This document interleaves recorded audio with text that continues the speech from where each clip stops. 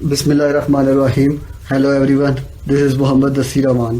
آج کی اس ویڈیو میں ہم ایک اور اہم ٹاپک ڈسکس کرنے جا رہے ہیں، اور یہ وہ کویشچن ہے جو اکثر لوگ ہم سے سوالات کرتے ہیں. تو آج اس پہ میں نے ایک ڈیٹیل ویڈیو بنائی ہے آپ لوگوں کی رہنمائی کے لیے. امید کرتے ہیں کہ اس سے آپ کی جو اسلحے سے ریلیٹڈ یا اس کے لائسنس سے پرچیز سے ریلیٹڈ یا کون کون سے اس پہ قانون لاگو ہوتے ہیں، یہ جو بھی سزائیں ہیں وہ میں نے آپ اس ویڈیو میں ایک کوشش کی ہے کہ آپ کو سمجھانے کی. امید کرتا ہوں کہ آپ کو یہ ویڈیو اچھی لگے گی. تو سب سے پہلے جو ہم دیکھتے ہیں کہ اسلحے پہ جو قانون ہے پاکستان میں، وہ کون کون سا قانون اسلحے پہ لگتا ہے. یعنی کہ اسلحے کے لائسنس لینا ہے یا پرچیز کرنا ہے، یا ڈسیبلٹیز یا ابلٹیز جو لوگ لے سکتے ہیں اسلحہ، ان کی کیا ہے. یہ سارے قانون کس کس میں واضح کیا گیا ہے. یہ قانون ہے پنجاب آرم رولز 2017 اور اس کے بعد پاکستان آرمز آرڈیننس 1965. ان دونوں قانون میں اسلحے کو ڈیٹیل سے بتایا گیا ہے کہ اسلحے کو کیسے ایکوائر کیا جا سکتا ہے، کون گرانٹ کرتا ہے لائسنس، یہ ساری چیزیں. اور ہم کون اس میں رجسٹرڈ اتھرائزڈ ویپنز جو بیچتے ہیں وہ کون ہوتے ہیں، ان رجسٹرڈ لوگ کون ہوتے ہیں. اس کے بعد اسلحے کی نمائش ہے وہ، یہ ساری چیزیں ان دونوں قوانین میں بتائی گئی ہیں. اس کے بعد ہم دیکھتے ہیں کہ جو ایلیجیبل کون ہے. سب سے پہلے جو کوشچن ہمارے ذہن میں آتا ہے کہ اگر کسی نے اسلحہ لینا ہے، خریدنا ہے اور لائسنس لینا ہے، تو سب سے پہلے ہم دیکھتے ہیں کہ وہ لائسنس کے لیے ایلیجیبل کون ہے.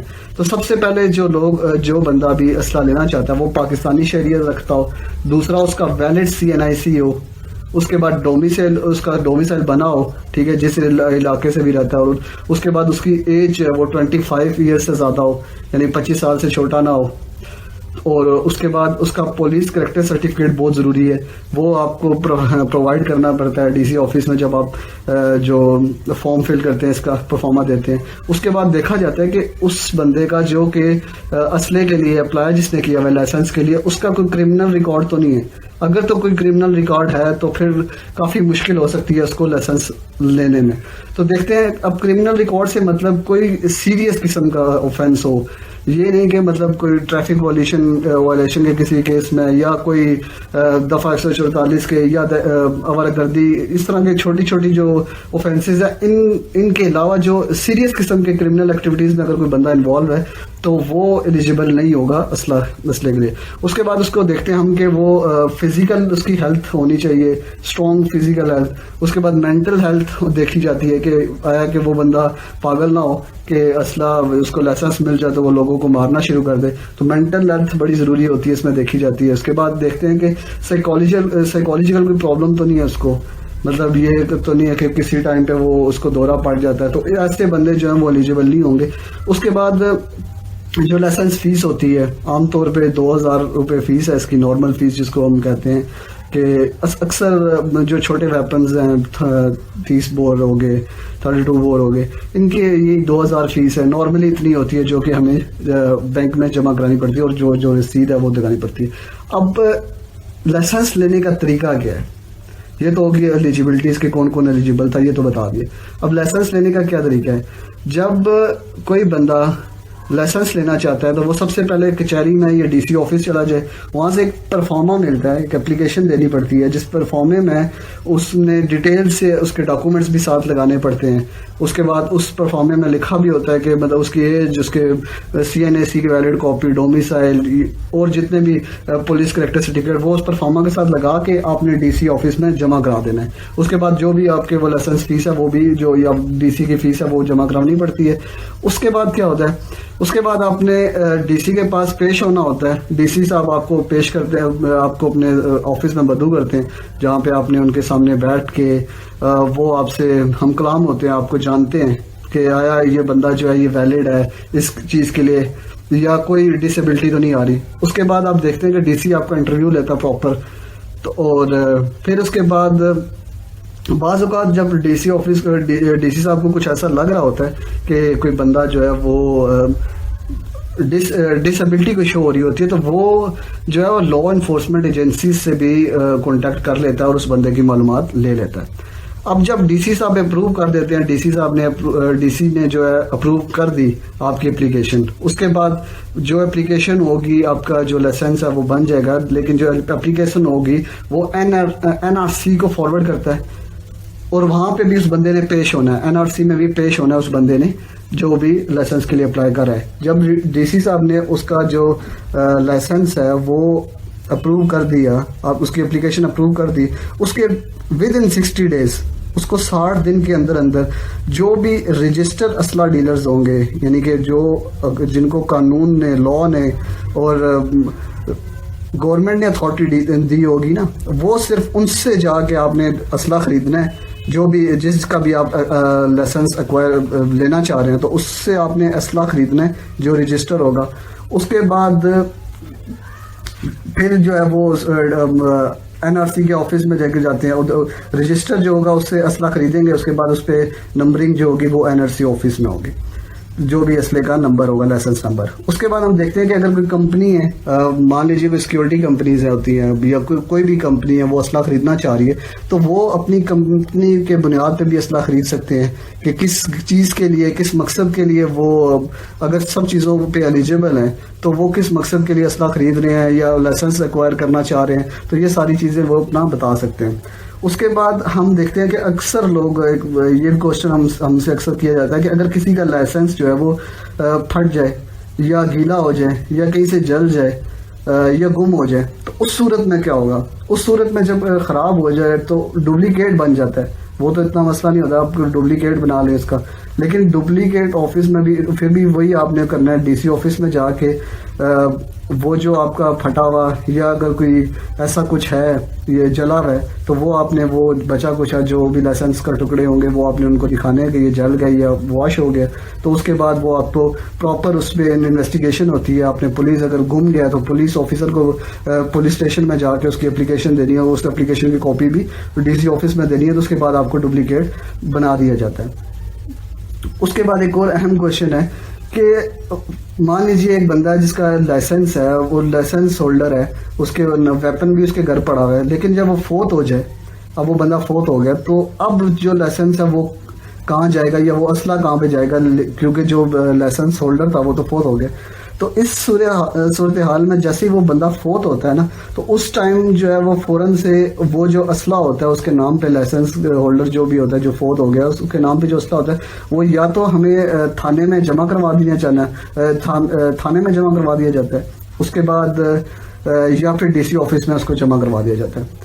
اب دیکھتے ہیں کہ اسلحہ جو لائسنس ہولڈر ہے وہ ٹرانسفر کیسے کر سکتا ہے. مان لیجئے کہ کوئی بندہ, سب سے بیسٹ وے یہ بھی ہے انہیریٹل کے بیسس پہ آپ جو ہے وہ سرٹیفکیٹ بنوا رہے ہو. اس میں یہ ہوتا ہے کہ اب ایک بندہ ہے, سپوز کہ وہ جب ٹرانسفر کروا لیا, اس کے والد صاحب یا کوئی بھی فیملی ریلیٹیوز جو ہیں وہ فوت ہو گئے ہیں, تو اس معاملے میں وہ پھر اس لائسنس کو لے کے جاتا ہے ڈی سی آفس میں. سب سے پہلے تو اس کے لیے وہی اس کی ایلیجیبلٹیز لازمی ہونی چاہیے کہ پاکستانی شہری ہو, ویلڈ سی این ایس سی ہو, ڈومیسائل اور ایج وغیرہ کی جتنی بھی ریسٹرکشنز ہیں وہ پوری ہونی چاہیے. اس کے بعد وہ جو ہے وہ انہیریٹنس بیسس پہ جو ہے وہ اسلحے کے لیے اپنی اپلیکیشن دے سکتے. اب اس اپلیکیشن کے ساتھ اس بندے کے لیے ضروری بھی ہے کہ وہ جو ہے وہ ایک 100 روپے والا اسٹامپ پیپر میں باقی جتنے بھی فیملی ممبرز ہیں ان سے لکھوا لے کہ اس کے نام پہ یہ جو یہ لائسنس ہے جب وہ اس کے نام پہ کر دیں اور ہمیں کوئی اعتراض نہیں ہے.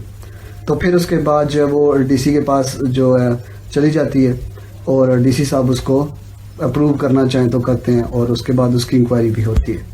اس کے بعد ہوتا ہے کہ اب جو سسپینڈ ہے اسلحہ جو لائسنس ہے وہ سسپینڈ کیسے کیے جاتے ہیں. اب بعض صورتوں میں ایسا ہوتا ہے کہ جب ڈی سی کے پاس کوئی اپلیکیشن دے دے کہ یا گورنمنٹ کے عدالت میں کوئی اپلیکیشن دے دے کہ یہ ایشو ہے تو اس بندے کا جو ہے آپ لائسنس سسپینڈ کر دیا جائے, تو پھر وہ ڈی سی کے پاس یہ پاور ہوتی ہے کہ وہ سسپینڈ کر دیتا ہے اس کا اسلحہ. اس کے بعد اگر کوئی کسی کا اسلحہ سسپینڈ ہو جائے تو پھر اس کے بعد اس کو بحال کرانے کا طریقہ کیا ہے. بحال کرانے کا بھی یہی طریقہ پروسیجر ہوگا کہ آپ ڈی سی صاحب کے پاس جائیں, ان کو بتائیں کہ جو بھی ریزنز آپ کے پاس آئی ہیں یا جو بھی ریزن ہیں وہ غلط ہیں, بے بنیاد ہیں, اور جو مین اوریجنل ریزنز ہیں, جو اوریجنل باتیں ہیں وہ آپ ان کو بتائیں, تو ڈی سی صاحب جو ہے وہ اس کو بحال بھی کر سکتے ہیں. یہ تو ہو گیا سسپینڈ کرنے کا طریقہ لائسنس کا کون کرتا ہے. اب دیکھتے ہیں کہ کچھ ایسے لوگ ہوتے ہیں جن کا پرماننٹ جو ہے نا وہ جو لائسنس ہے وہ کینسل کر دیا جاتا ہے, ختم کر دیتے ہیں. اب وہ لوگ رینیو, ایک تو وہ لوگ جو رینیو نہیں کرواتے, دوسرا وہ لوگ جو کہ کسی کرمنل ایکٹ میں انوالو ہوتے ہیں اور سیریس قسم کی انوالومنٹ ہوتی ہے تو اس میں پھر وہ جو ڈی سی صاحب ہیں یا یہ جج صاحب کے پاس بھی پاورز ہوتی ہیں کہ وہ اس کو سسپینڈ کر سکتا ہے. اب ہم دیکھتے ہیں کہ جب ریونیو موسٹلی لائسنس جو ہوتے ہیں وہ 1 سال کے ہوتے ہیں, اس کے بعد اس کو اضافی عرصے جو ہے وہ 1 سال کے بعد اس کو رینیو کرنا پڑتا ہے. اس کے بعد 1 مہینے کا اس کو گریس پیریڈ دیا جاتا ہے, اس مہینے میں آپ نے اس کے لائسنس کے لیے رینیو کروانے کے لیے فیس دینی پڑتی ہے. اس کے بعد ہم دیکھتے ہیں کہ اگر 6 مہینے تک آپ نے رینیو نہیں کروایا تو پھر اس کے لیے کیا ہوگا. اس میں پھر یہ ہوتا ہے کہ آپ کو 4 گنا زیادہ فیس دینی پڑتی ہے اس چیز کو اس اسلحے کے لائسنس کے رینیول کے لیے. اب اس کے بعد اسٹرانگ روم, ایک ڈی سی صاحب کے آفس میں ہم سے اکثر لوگوں کو سوال ہوتا ہے کہ جو اسلحہ جو جاتا ہے ڈی سی کے پاس یا لائسنس ہولڈر جو فوت ہو جاتے ہیں تو جو اسلحہ جاتا ہے وہ کہاں جاتا ہے, ان کا کیا ہوتا ہے. نیلامی جو اسلحے کی ہوتی ہے ڈی سی آفس سے, وہ اس متعلق سوال کرتے ہیں. تو اسٹرانگ روم ہوتا ہے ایک ڈی سی کے آفس میں. ڈی سی اس اسلحے کو جو بھی اسٹرانگ روم میں آتا ہے جو لوگوں سے لے لیا جاتا ہے جب ان کا لائسنس اگر سسپینڈ کر دیا جائے یا کچھ بھی ایسی وجوہات ہوتی ہیں ان سے لائسنس ان کا جو اسلحہ وہ لے لیا جاتا ہے تو وہ اسٹرانگ روم میں رکھا جاتا ہے. اس کا باقاعدہ ایک رجسٹر ہوتا ہے, ریکارڈ رکھا جاتا ہے اس اسٹرانگ روم کا. اب جو اسٹرانگ روم میں جتنا بھی اسلحہ ہوتا ہے وہ سال میں 1 دفعہ اس کی نیلامی کی جاتی ہے اور نیلامی کے بعد جو بھی وہ سیل کیا جاتا ہے. اب اس کے بعد یہ تو ہو گیا لائسنس کے ایکوائر کرنے کا, لائسنس کے لینے کا طریقہ, کون ایلیجیبل ہے. یہ اب بلٹس جو ہیں, گولیاں جو ہیں وہ کتنی ضروری ہیں اور ان کے لیے کیا پروسیجر. اکثر لوگ ہم دیکھتے ہیں کہ جن کو 50 سے 500 گولیاں جو ہے نا وہ رکھ سکتے ہیں ایک ٹائم پہ.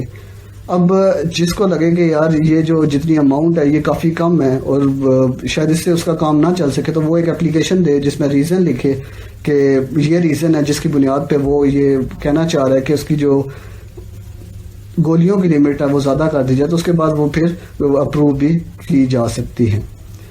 اس کے بعد ہم دیکھتے ہیں کہ اگر کوئی بندہ جس کا لائسنس فار ایگزامپل 30 بور کا بنا ہوا ہے, اس نے 32 بور کا بنوانا ہے یا 34 کا یا 9mm میں چینج کروانا ہے تو اس میں بھی وہی حساب ہوگا کہ اس کو ایک ڈی سی صاحب کو انہوں نے ریکویسٹ بھیجنی ہے اپلیکیشن, اور اس میں اپلیکیشن میں لکھے گا کہ میرے پاس پہلے 30 بور کا ہے, اب میں اپنا اسلحہ چینج کرنا چاہتا ہوں 32 بور پہ یا 9mm میں لینی یا 9mm میں تو 30 بور رکھنا چاہتا ہوں, تو یہ چیز جو ہے وہ کر سکتے ہیں.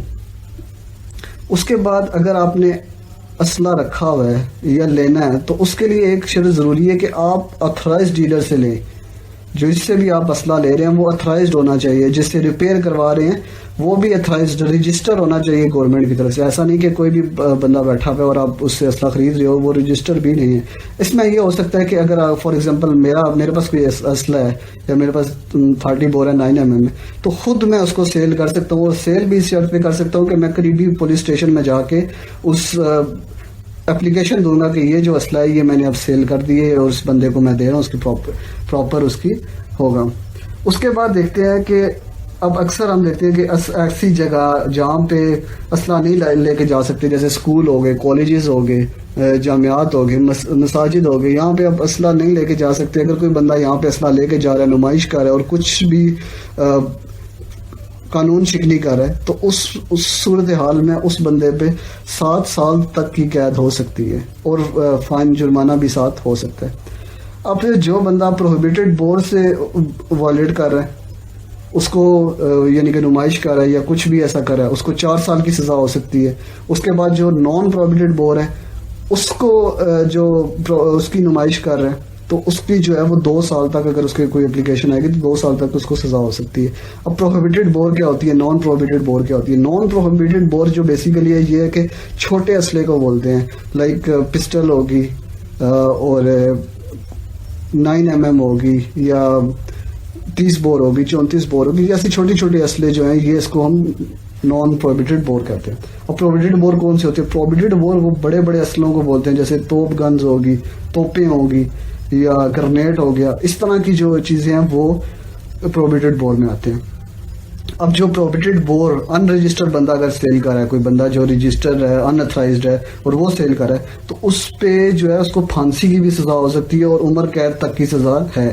اور ایک بندہ جو نان پروہیبیٹڈ بور سیل کر رہا ہے تو اس پہ جو ہے وہ تقریباً 7 سال کی قید ہو سکتی ہے اس پہ. اب ایک بندہ جو ہے وہ نارملی ہم دیکھتے ہیں کہ اکثر لوگ نمائش کر رہے ہوتے ہیں اسلحوں کی اور لائسنس ہولڈر لوگ ہی ہوتے ہیں لیکن نمائش کر رہے ہوتے ہیں، تو ان کے لیے یہ ہے کہ ان کو 5,000 تک جرمانہ ہو سکتا ہے، یا کچھ ایسی چیزیں آ جاتی ہیں جس میں جیسے کہ کسی بندے نے اگر کسی سے اسلحہ خرید لیا، نان رجسٹرڈ ان آتھرائزڈ بندہ تھا جسے خریدا ہے، تو اس صورتحال میں 3 سال تک اس کو قید سنائی جا سکتی ہے۔